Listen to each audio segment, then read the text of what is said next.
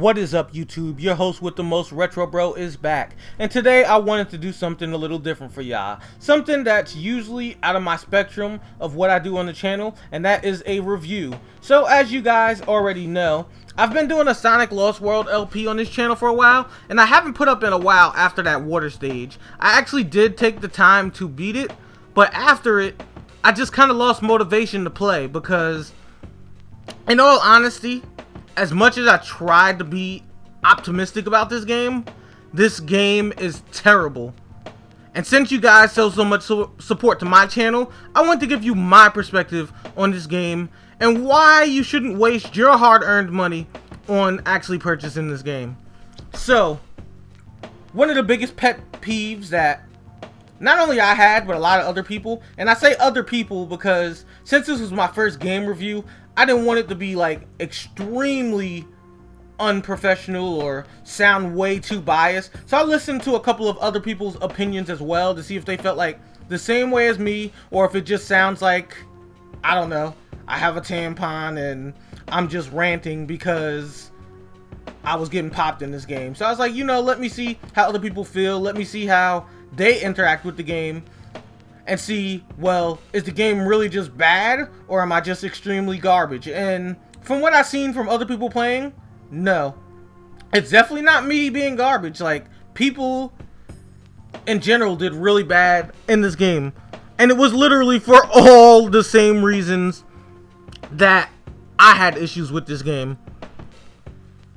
Like, aside from trying to be Mario Galaxy way too much, which is obviously the biggest issue, you still have a lot of other issues that a lot of the newer Sonic games with better graphics have, which is hard camera angles, and aside from hard camera angles, terrible controls.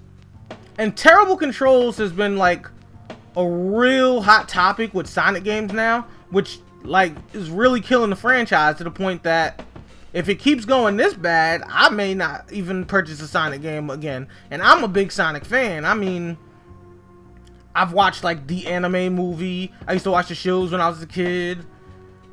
I even had like some of the comics, which were made by the people that make Archie, for those of y'all that's old enough to know what Archie comics are. But anyway, enough about Archie and the comics and all my fanboy stuff. But generally, you can't have a game with not only bad camera but bad control scheme. And for all y'all that's actually seen me play the LP, you probably remember that I talked about the homing attack and how it this game auto locks on to things, which is something you can't toggle on or off in options, unfortunately. But it makes it to where you can try to jump forward, and if you press the jump button again, which obviously makes you homing attack if you're locked onto something, even pressing the control stick forward, it'll make you home to the left or home to the back to where the homing attack is locked on. And that makes you die numerous times. It's like a control that shouldn't be used like that.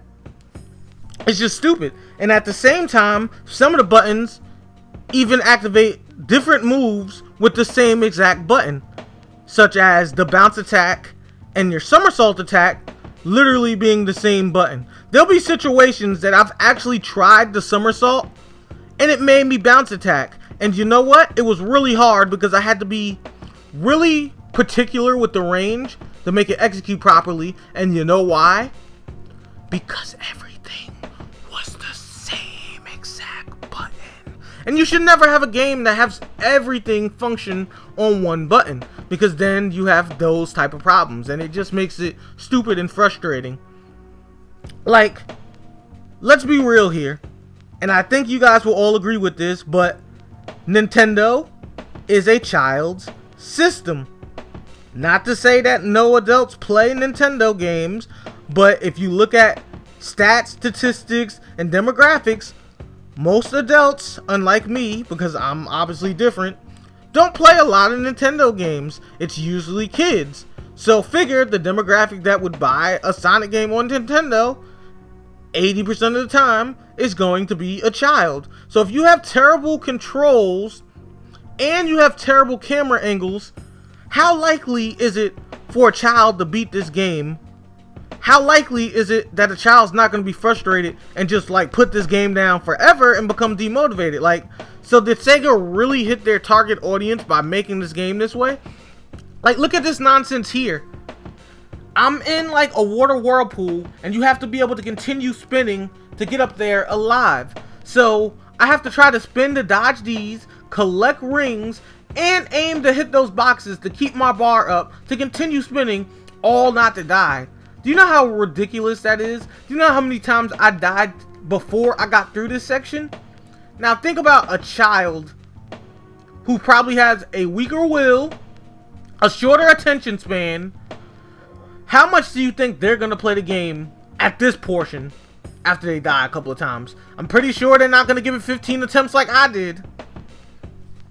But that's just what I'm saying. Like, there's just so many frustrating portions to this game. Like, they should have never made it this way. And it gets worse. Let me actually skip on to the next section so I can show you guys. 1 second. And we're back. And the next section I want to talk about is story. There is none in this game. Now, I know some of you guys are going to be like, but Retro, you sound like you're on a soapbox, you're bashing this game way too much. But no, I don't think so at all. I understand that a lot of Sonic games normally don't have story, but let's be honest, it's 2014, video games are stepping up their game. It's kind of time for Sega to do the same. So if you're going to make a Sonic game, you gotta give it some story now. You can't do like back in the Genesis days when you didn't. I mean, back when I was a kid and back when Genesis was still really hot, that was cool. But Sega Genesis is an older system, and that's understandable for that game in those times back then. But with how competitive the gaming market is these days, you can't be like that and have no story. Like, I didn't finish the story in my LP, I'll admit that. But I watched other people's LPs to get through certain portions, and I watched past where I went to continue watching, and the characters really were just cameos in the game. And aside from being cameos in the game that really had nothing to do with the story, the only interesting character in the story scenes were Eggman. Not even Sonic, not Tails, Eggman. Eggman was the best portion of the story. So much that the way this game is played and moves, since you don't use speed anyway, you might as well have just played as Dr. Eggman as the main character.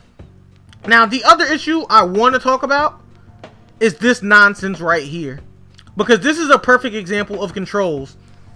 So in this particular boss fight, when you fight this dude, it's like you can't hit him because of his fruit shield, and you have to let him shoot like a fruit ball at you. You have to get behind it, then hit it so it picks up speed and hits him to knock down portions of the barrier before you can hit him.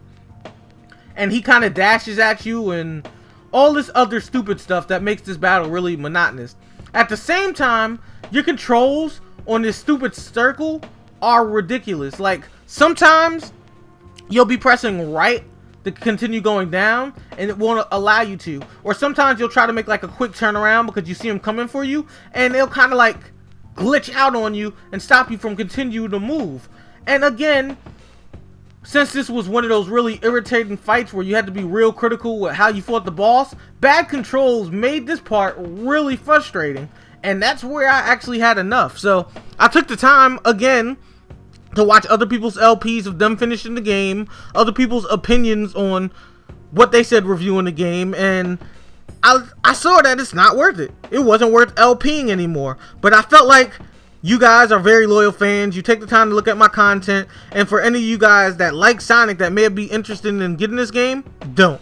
It's absolute trash, and I wanted to give you my opinion of why it sucks so much, just so you wouldn't hear a perspective from, say, maybe a bigger YouTuber that you think might be selling out or might be getting huge money with some of their answers or anything like that. This is a complete unbiased opinion of someone that purchased the game, that doesn't make much money on YouTube, and I can tell you it's not worth investing your money in. Anyhow, I'm off my soapbox. I wasn't going to make this a long, in-depth game review. I just wanted to give y'all some food for thought and my opinion on this game. If you guys feel the same way, or even if you don't, put down in the comment sections how you feel about Sonic Lost World, your honest opinions. I don't mind if you disagree with mine, I don't mind if you hate mine, but express your opinions on this game, or on the review for a matter. And as usual, I've been RetroBro, and I am signing out. Night, everybody. Stand by for Strider, only on RetroBro's channel. Kids love it.